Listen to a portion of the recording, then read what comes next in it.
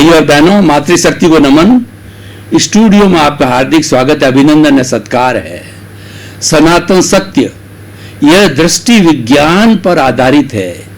इस कार्यक्रम में हम आपको सही दृष्टि, सही सोच, राइट विजन के तहत आपकी जो रॉन्ग बिलीफ है उसको समाप्त करके हम राइट बिलीफ आपको देते हैं, ताकि कि आपकी जो विचारधारा अच्छी हो, आपकी भावधारा अच्छी हो और आप जो है बहुत अच्छे तरीके से अपने जीवन को गुजार सकें।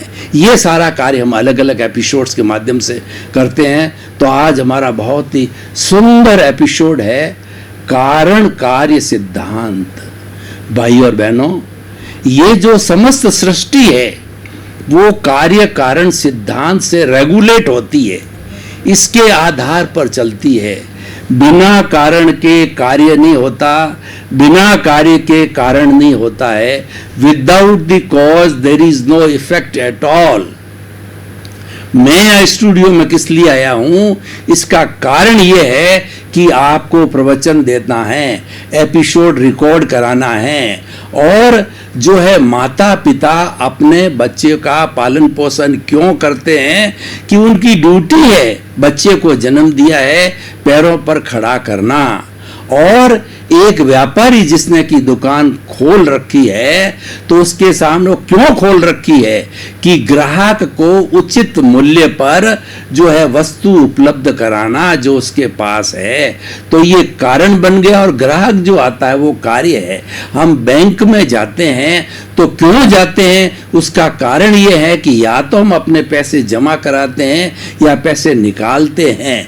और कार्य क्या हो गया, पैसे जमा कराना या पैसा निकालना। बिना कारण के कार्य नहीं होता है, बिना कार्य के कारण नहीं होता है। ये एक दूसरे के जो है वो सपोर्टिंग है, एक दूसरे के कहना चाहिए कि ये सपोर्टिंग होने के साथ साथ में ये एक दूसरे को जो है वो सपोर्ट करते हैं। तो भाई और बहनों, हमारे कहने का अर्थ ये है कि ये कॉज एंड इफेक्ट का नियम है, हर वस्तु पर लागू होता है, चाहे जड़ हो चाहे चेतन हो। चेतन पर भी कॉज एंड इफेक्ट लागू होता है।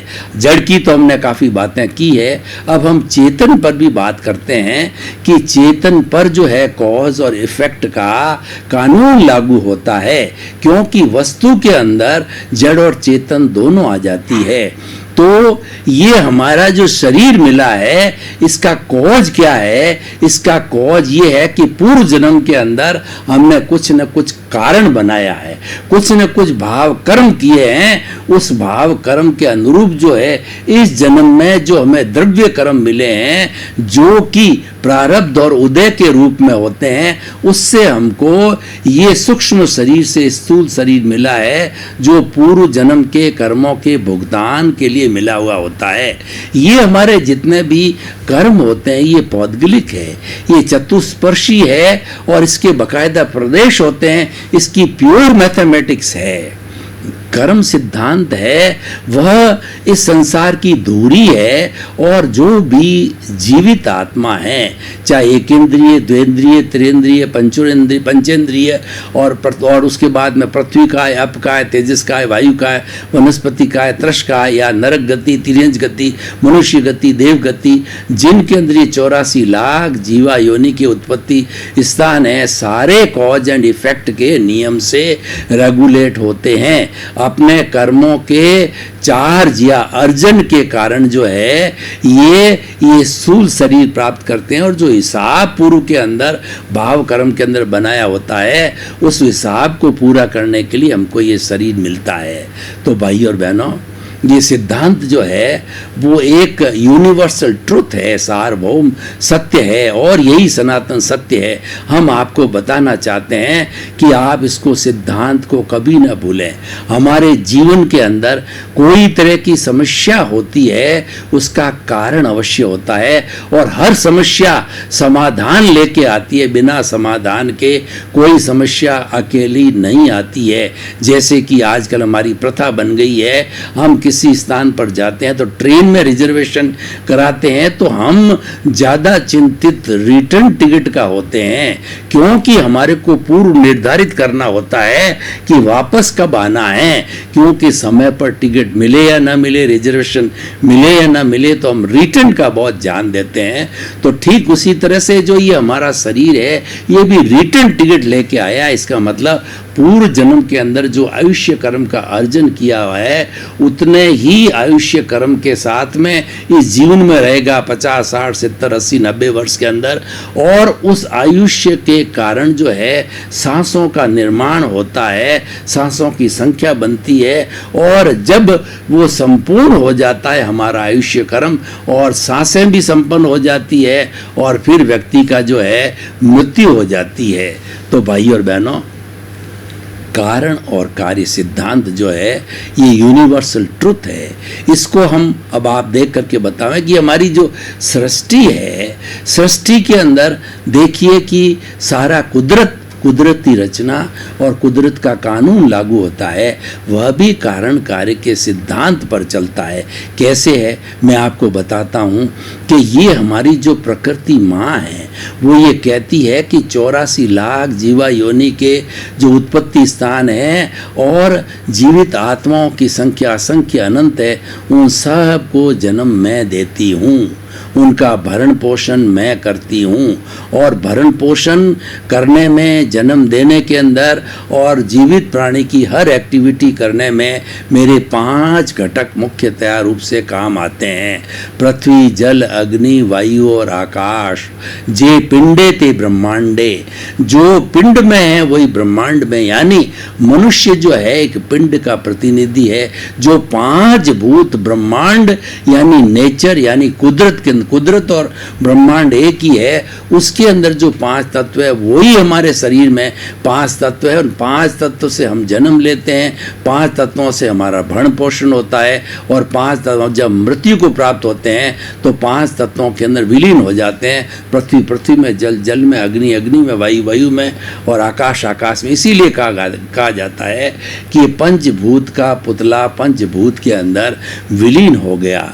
तो भाई और बहनों, यहाँ पर ये सारा कारण, इसका कारण क्या है? इसका कारण ये है कि जो जन्म लेता है वो उपादान लेकर के आता है, और कुदरत की ड्यूटी है जन्म देने की, और जन्म देते ही कुदरत का रोल चालू हो जाता है। जन्म देते ही कुदरत कहती है कि मैं हर जीवित प्राणी की माँ हूँ और अब मेरा कानून कायदा चलेगा, मेरी रचना में उसको रहना पड़ेगा और मेरे कानून के अंतर्गत उसको चलना पड़ेगा। तो वह कुदरत के अधीन आ जाता है, तो कुदरत के नियमों के अधीन आ जाता है। तो कारण होता है उसका जन्म लेना, कारण होता है, और उसके बाद में भरण पोषण है इस प्रकृति का जो है वह कार्य हो जाता है। जन्म देते ही भरण पोषण प्रारंभ कर देती है। एक कहावत है कि जिसने चोंच दी है वह चुग्गा भी देगा, यानी जिस नेचर माँ ने हमको जन्म दिया है वो नेचर माँ हमारा पालन पोषण भी करेगी। हम भी अपने बच्चों को जिनको जन्म देते हैं तो जन्म देते ही हमारा दायित्व बन जाता है उनको पालना, पोसना और उनको जो पढ़ाना, लिखाना, उनकी शादी करनी और उनको किसी रोजगार पे लगाना, उसको अपने पैरों पर खड़ा करना जो है ये ड्यूटी हो जाती है। देखिए, कारण कार्य के सिद्धांत को मैं एक बहुत सुंदर उदाहरण के साथ में आपको बताना चाहता हूँ कि किस तरीके से कारण कार्य रेगुलेट होता है और व्यक्ति को कारण कार्य करते हुए किस तरीके से निष्काम कर्म करना चाहिए। हम इस जन्म में जो आए हैं हमें निष्काम कर्म करना चाहिए, यानी कर्म हम पीछे से लेकर के आए हैं, हमको करना ही पड़ेगा। लेकिन करें कैसे जिससे हमको सुख की अनुभूति हो, हमें आनंद की अनुभूति हो। तो भगवान कृष्ण जो है गीता में कहते हैं कि तुम्हें कर्म तो तुम लेके आए हो, कर्म तो तुम्हें करना ही पड़ेगा, लेकिन निष्काम कर्म करो। जो भी कर्म कर रहे हो और करना ही पड़ेगा, उसके अंदर फल की इच्छा बिल्कुल नहीं रखनी है। जब फल की इच्छा नहीं होती है तो अपेक्षा नहीं होती है, और और अपेक्षा नहीं होती है तो कई बार वो हमारी अपेक्षा की पूर्ति न होती है तो हमको दुख नहीं होता। उदाहरण के तौर पर हमने बाल बच्चों को जन्म दिया है तो हमारा दायित्व बन गया कि उनका पालन पोषण करें, उनको पालन पोषण करके पढ़ा लिखा करके ब्याह करके और जो उनको पैरों पर खड़ा करते ही हमारा दायित्व है। अगर हमने अपेक्षा नहीं रखी है यानी कि हमने जो है फल की आशा नहीं रखी है तो ऐसे समय में अगर संतान हमारी सेवा न भी करे तो हमको दुख नहीं होगा, क्योंकि हम तो समझेंगे हमारी ड्यूटी थी और हमने कर लिया। तो कारण हो गया बच्चे का जन्म लेना और कार्य हो गया उसको पैरों पर खड़ा करना, और वह एक सिस्टम बन गया निष्काम कर्म का, वो हमें अवश्य ही पालन करना चाहिए।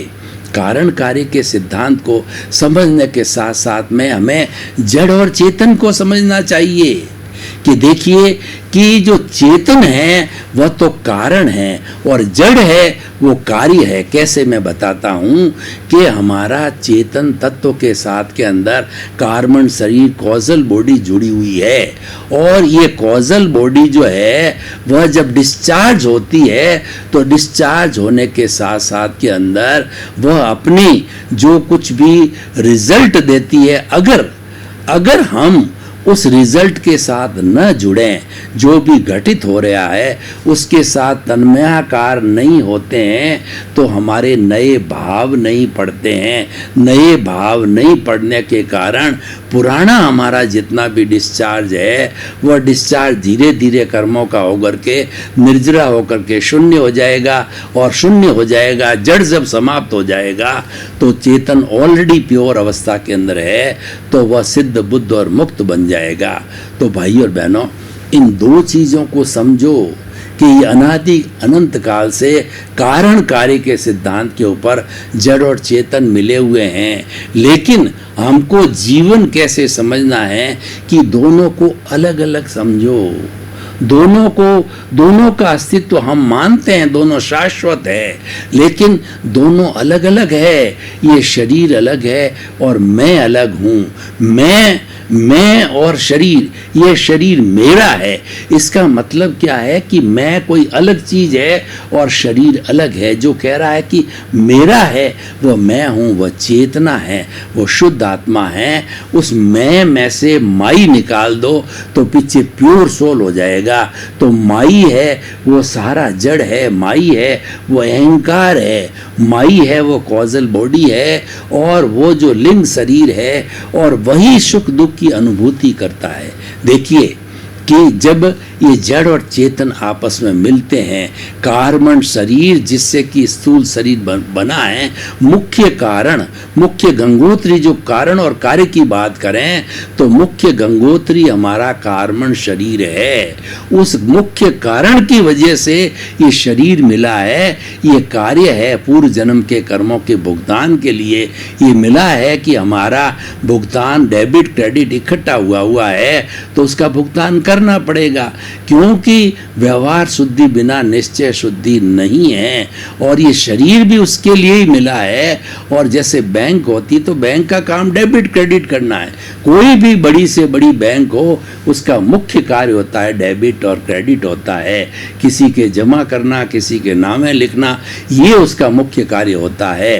तो इस तरीके से जो हमारा कार्बन शरीर है यही नए कर्मों को तानता है, क्योंकि हमारी जो आत्मा है वह तो अक्रिया है, वो तो जानने वाला है, देखने वाला है, वो अनंत ज्ञान वाला है, वो अनंत दर्शन वाला है, और वो अनंत अनंत जो है शक्ति वाला है और अनंत सुख का धाम है। उसकी तो खाली प्रेजेंस है, क्योंकि जो कुछ भी होता है भूत भविष्य वर्तमान में, हम जब भी जन्म लेते हैं तो आत्मा की प्रेजेंस बिना जन्म नहीं लिया जा सकता।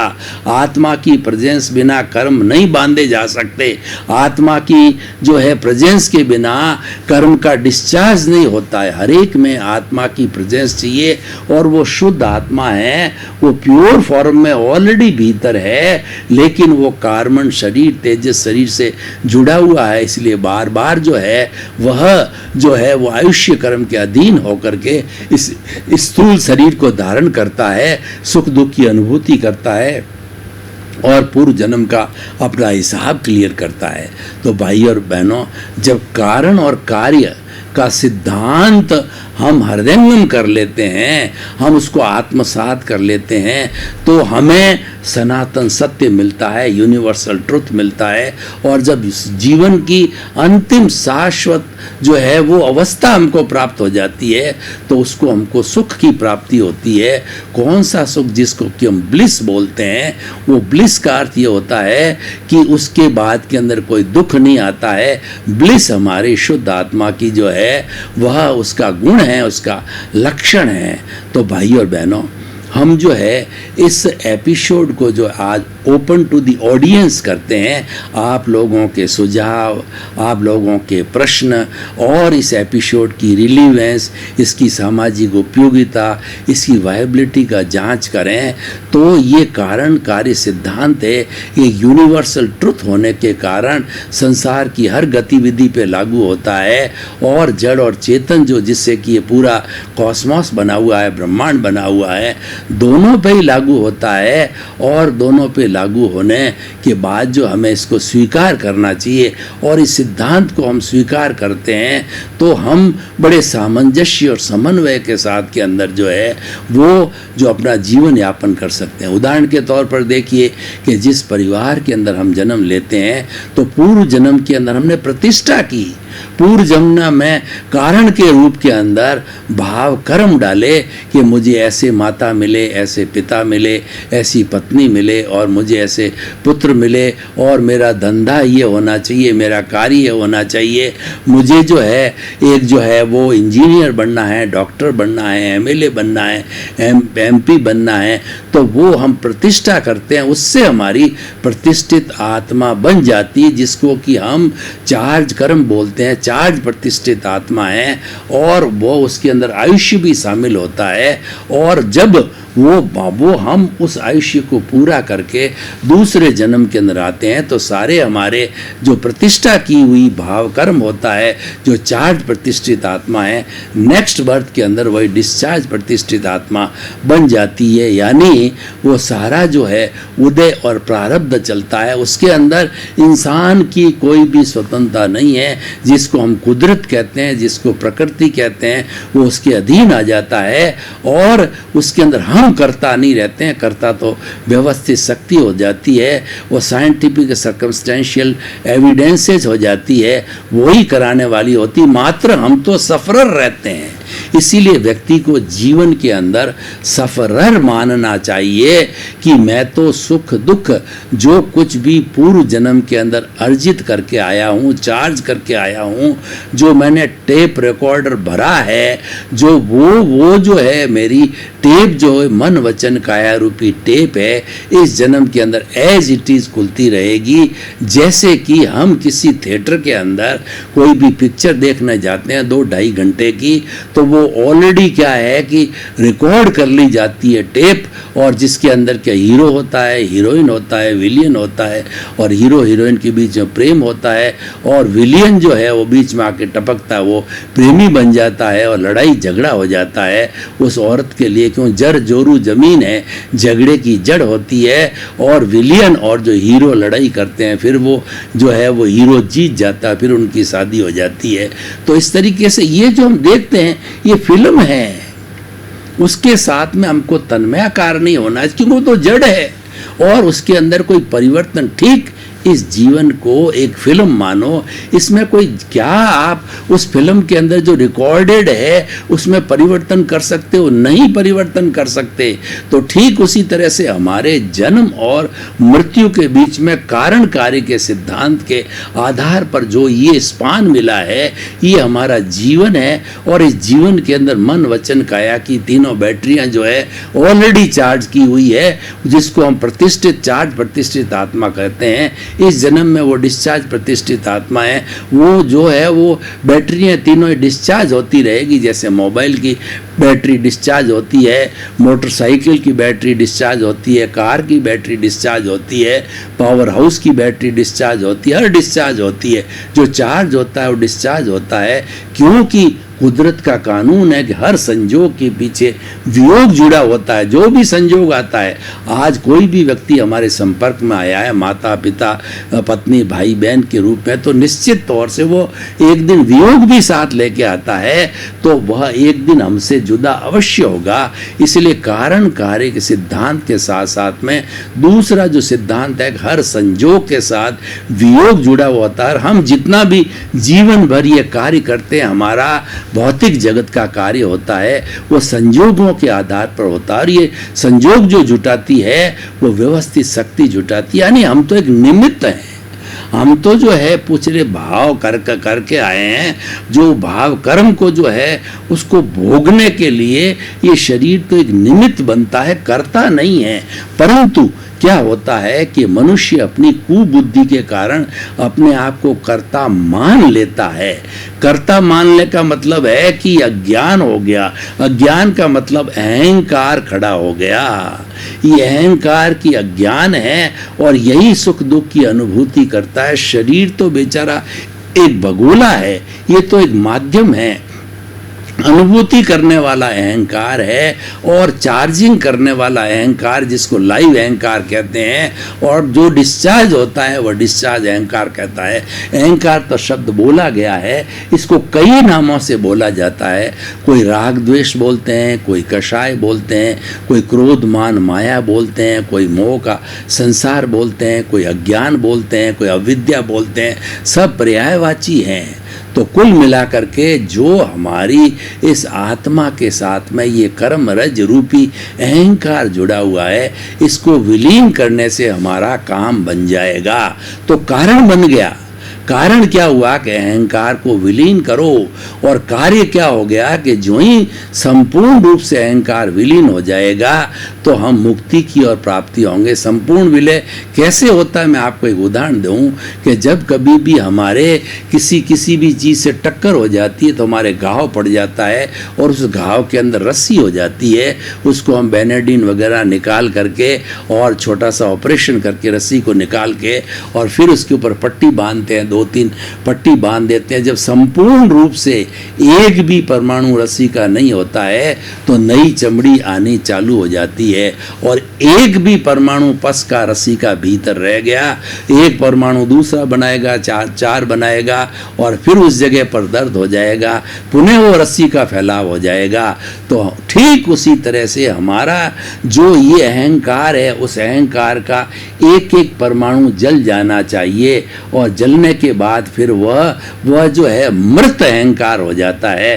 फिर वो लाइव नहीं रहता है, तो लाइव नहीं रहता है तो डिस्चार्ज फॉर्म में रहता है। तो इस अहंकार को डिस्चार्ज फॉर्म में लाओ, क्योंकि डिस्चार्ज तो हमारे आएगा ही रहेगा ही। जन्म जन्मांतर का हमारा लाइव किया हुआ है, वो डिस्चार्ज के रूप में इकट्ठा हुआ है बर्फ की शिला की तरह। तो वो ज्यों डिस्चार्ज पिघलता रहेगा, तो मात्र डिस्चार्ज का पिघलना है, क्योंकि लाइव अहंकार खत्म हो गया।